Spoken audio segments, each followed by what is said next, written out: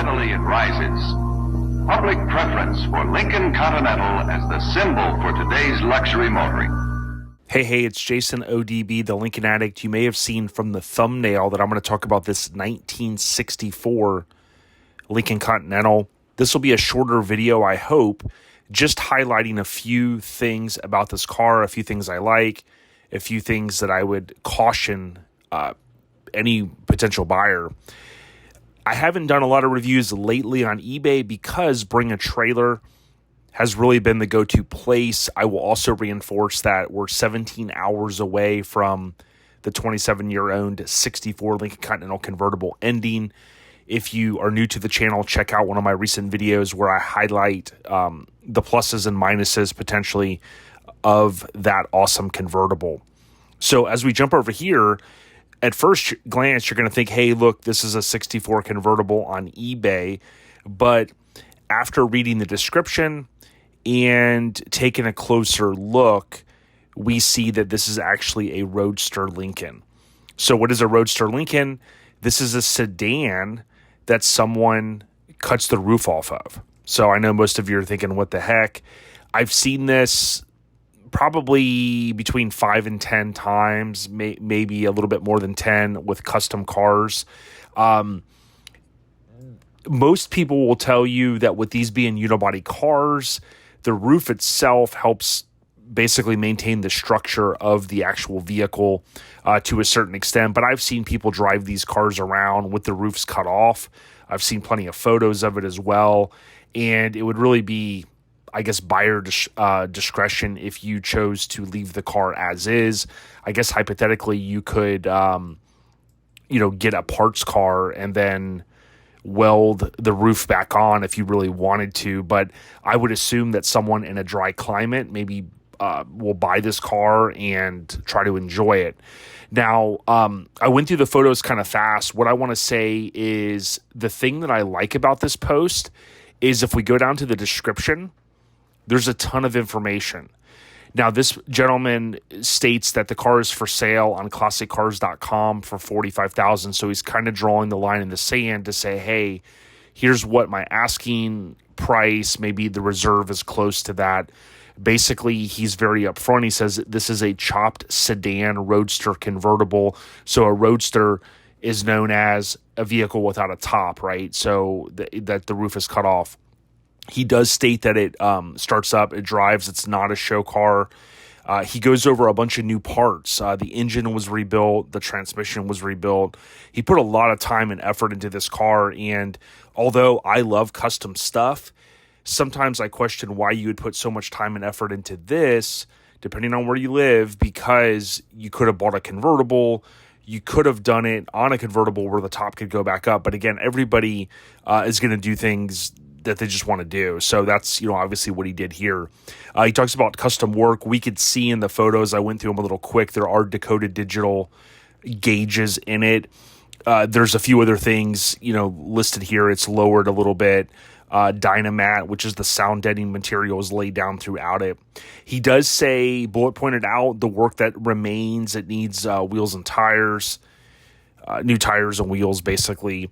He talks about it needs some other things and, calibrating the dash. Basically, this is kind of a project car that's a little bit further along than some projects, but it's kind of stalled out, or for whatever reason, he's decided to go a different route. He talks about parts included but not installed. He goes on to talk about a custom center console, 3 tubs of extra miscellaneous parts, 2 custom designed kick panels. What I like about this car is the person has been very forthcoming in terms of, what to expect if you were to buy this. Now, surprisingly, it's already at $25,000 is the current bid. So this is we see it is in Scottsdale, which obviously typically is a dry, hot climate. And, someone could cruise this car out on a weekend and have fun. Now, you could question, okay, well, what happens if I get hit in this car and there's an accident? I mean, certainly the same thing could be said potentially about a convertible, although the convertibles are reinforced a little bit more underneath. I would say that someone that's going to buy this car is probably going to just try to, cruise it and enjoy it. Maybe they don't have the money to buy a convertible. maybe they just want to buy this and resto mod it and take it another step further from what it is. So that's kind of what I like about it. What I don't like, and the number one thing I would say, is there's not a lot of good photos. And I know what you're thinking. Hey, this is a decent photo here. It's showing the paint. Wow, it looks great. So on and so forth. We can see the bright work, aka the stainless trim there on the peak moldings. It's kind of looks like a normal driver car and things like that. But when you look at photos like this, it doesn't really give you much other than, hey, the headlights have been updated and it has the halo headlights right on the inside ones, right? You can see a little bit here, the paint's not perfect, missing the hood emblem there, which could be in the bucket or the box of parts.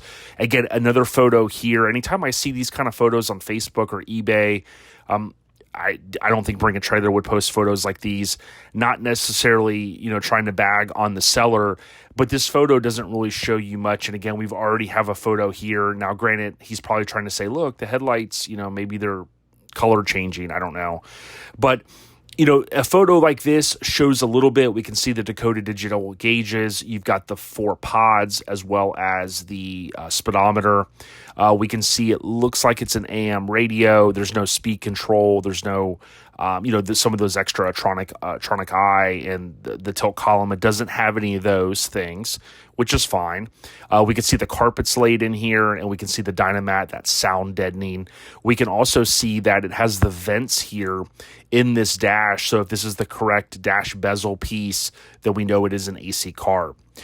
We can see here on the steering wheel, again, this is a pretty worn car, whether it was in the sun a lot or it just spent a lot of time outside, either with the roof off or not. We don't really know, but the steering wheel is pretty tattered. But the bottom line is, the biggest concern for me is, depending on where you live, this car isn't going to work for you unless you had some sort of custom top made. I do think it could be a fun cruiser. I look at the interior and say, hey, man, he's got some money in it. I would say, to sum up, my biggest concern is that we need more photos. We need photos underneath it. Here is a build photo that shows a lot of work. Is this mud work? Was there a lot of rust? Those are the type of things we just don't know. There may not be. You might look at this and go, hey, Jason, this looks fine for me. But if it was me buying this car, I would certainly want to have eyes on it.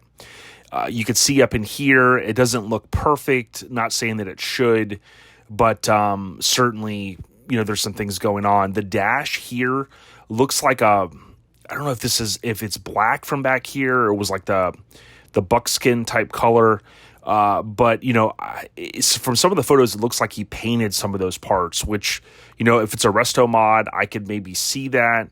But certainly this car was well taken apart. All the gauges were out, those were swapped and things like that. So I would say it's not for, someone that's looking, to have an original car. We know that.